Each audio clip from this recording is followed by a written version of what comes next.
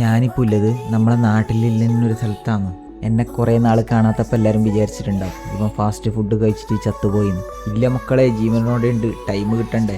ഞാൻ ഇവിടുന്ന് ഓർഡർ ആക്കിയത് നോർമൽ അൽഫാമും പൊറോട്ടയാണ്.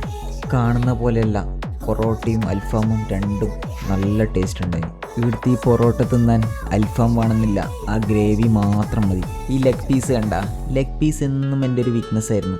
നല്ല സോഫ്റ്റ് ചിക്കൻ. നിങ്ങൾക്ക് കാണാൻ പറ്റും ആ എല്ലിൽ നിന്ന് ആ ഇറച്ചി ഊരി വരുന്നത്. എന്തായാലും വൈകിപ്പിക്കുന്നില്ല, സ്ഥലം എവിടാന്ന് ഞാൻ പറഞ്ഞുതരാം.